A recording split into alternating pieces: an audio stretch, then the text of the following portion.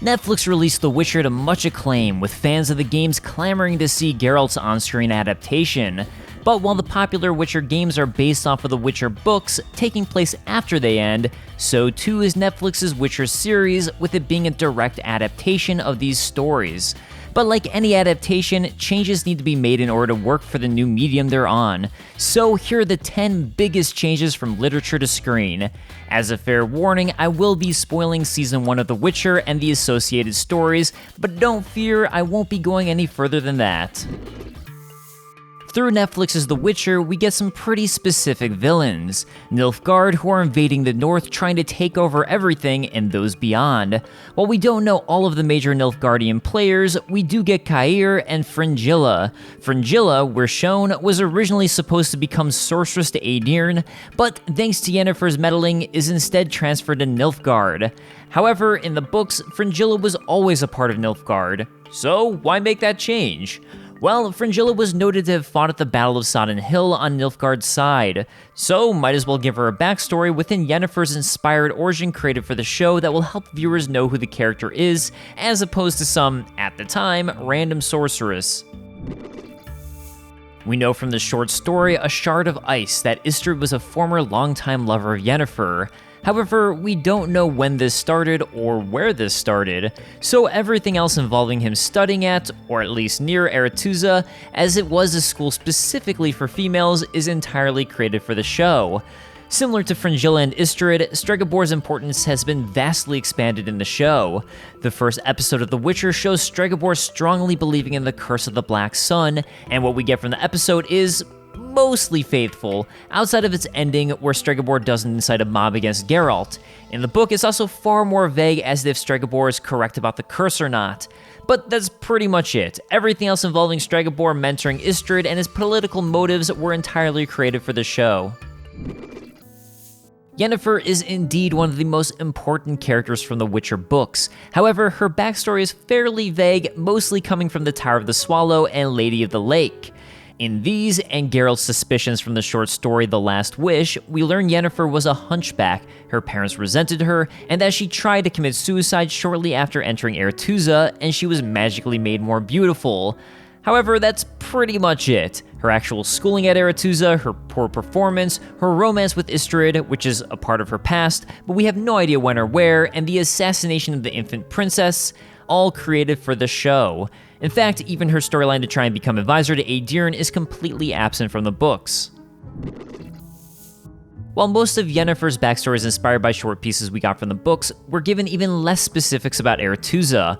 All we really know is that it's specifically a magical academy for ladies. While the girls are studying, they aren't allowed to venture into the nearby town of Gorsvalen, and that the annual fees for the students are 1,200 Novigradian crowns, with a 200 crown matriculation fee for new students. And that's pretty much it. So the Arethusa's windmill and students turning into eels to power it, all made up for the show. Catching lightning in a bottle, and student lessons involving themselves destroying their arms because Tissaia wouldn't explain how magic worked until after an accident? Yeah, also all made up for the show. In the show, we're quickly shown how magic works thanks to Tissaia. There is no conjuring something from nothing. There is a give and a take. That is, of course, after the aforementioned Fringilla moment.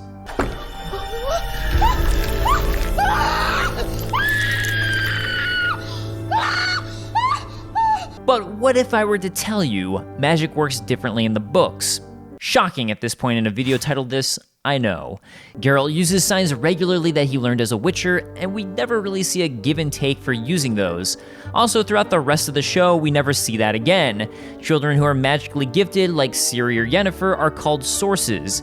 In order to cast spells and anything beyond the simple Witcher signs, one must first draw on magic from an elemental source. Drawing this in too fast can cause extreme pain, but nothing like what we're shown in the show. There also aren't places to draw magic everywhere, and some spots are stronger than others.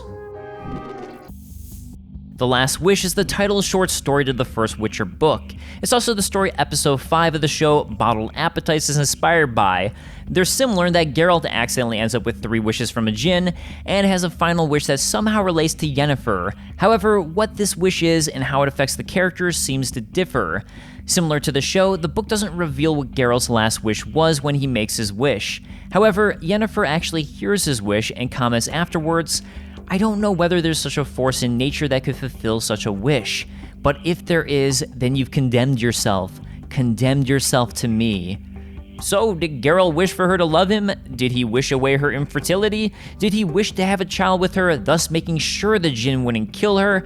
Perhaps he wished to die alongside her. Whatever it was, remember, this surprised Yennefer, saved her life from the djinn, and wove their destinies together. However, in the show, the overall response to this wish is quite different.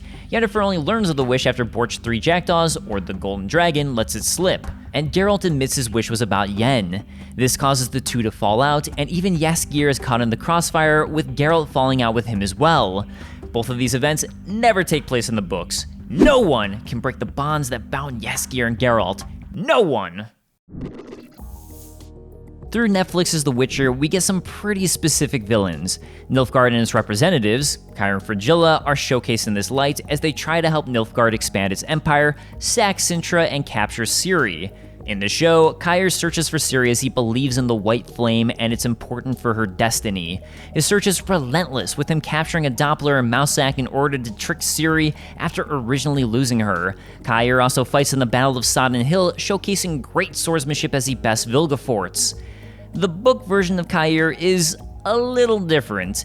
He only attempts to capture Ciri because the Emperor of Nilfgaard ordered him to, and for failing, Kirin is thrown in prison and we're never told if he fought at Sodden Hill or not. Additionally, it's my impression from the books he's not that fantastic of a sword fighter, and there's no chance he'd ever be able to best Vilgefortz, but the reason why I suspect that could be potential spoilers, so let's move on. In the show, we watch in gruesome detail Yennefer's physical transformation from a hunchback to a beautiful sorceress. We witness the removal of her uterus and she herself choosing to become infertile in order to impress the King of Aedirn to avoid being in service to Nilfgaard. The important point here is that in the show, it's Yennefer's own doing that causes her infertility. Meanwhile, in the books, it's a little different. In Blood of Elves, we get an excerpt from a book, or letter, written by Tissaia de Vries. In it, she mentions that most wizards lose the ability to procreate due to somatic changes and dysfunction of the pituitary gland. However, this isn't all women. She believes no one should be born a wizard, thus demands all wizard apprentices be sterilized without exception. That said, we don't really know if Tissaia's case for sterilization won out and became the standard in the northern regions, or if it didn't. But we can safely assume Yennefer's infertility was either due to changes from becoming a wizard, or from Tissaia against Yennefer's will. Additionally, pretty much every single sorcerer and sorceress from the north chooses to become more beautiful through magic, because why not? It's never mentioned that this has anything to do with their infertility. Netflix's The Witcher surprised audiences by showing the sacking of Sentra in the very first episode. At the same time, we follow along with Geralt as he fights Renfri and various monsters. We then learn in episode 7, Before a Fall, that Geralt was present during the sacking of Sentra, and the two timelines had taken place decades apart. However, in the book series, Geralt was never present during the sacking of Sentra.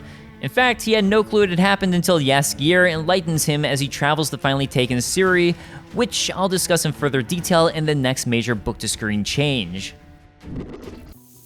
Season 1 of The Witcher culminates in Geralt and Ciri finally meeting one another. After Yennefer invokes the Law of Surprise one final time with Geralt, it turns out his wife, Golden Cheeks, and yes, this is her actual name, has taken Ciri in, thus once again meaning that through destiny, Ciri is now Geralt's. The two embrace after they see each other as they recognize one another from briefly seeing each other in Sentra. While the meeting itself is very similar to how it happens in the short story Something More, the build-up and relationship between Ciri and Geralt is far different.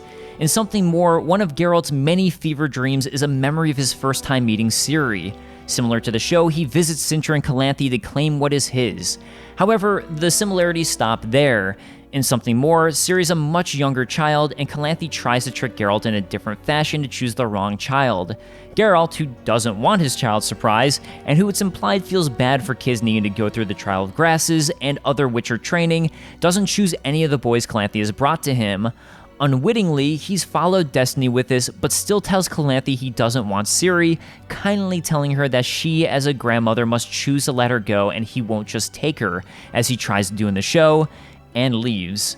Years later, in the Sword of Destiny, Ciri has run away from an arranged marriage and accidentally arrived in Brokilon Forest. She has somehow evaded notice of the Dryads, who shoot down any human that dares enter their territory. Geralt, sent as an envoy, has entered Brokilon and ends up saving Ciri from a centipede monster. Here, the two of them bond as the Dryads try to force Ciri into drinking from their waters, and transforming into another Dryad. Destiny is so strong that the waters don't work on her, and while she wants to stay with Geralt and become a Witcher, he once again sends her back to Sentra. Finally, years later, Geralt heads to Sentra one final time to finally take Ciri and accept his destiny, only to learn through Jaskier of the sacking of Sentra and Battle of Sodden, with Ciri very likely deceased or captured. Depressed, he runs into Yurga, who's in trouble on the road. Geralt himself invokes the Law of Surprise, not particularly expecting anything, until he's shocked to run into a living Ciri, like in the show, and the two emotionally embrace with Geralt finally accepting his destiny. So those are what I felt were the biggest changes from book to show. Of course, you could break down every episode, as the show overall takes the short stories from the books as an outline and seems to fill in its own details, but these were the ones I felt affected the overall story and lore of the world the most. What were your thoughts on Netflix's The Witcher? Did you come into it blind, as a game player, a book reader, or both? And how do you think that affected your enjoyment of the show? Let me know in the comments below, and I'll see you guys next time. Peace.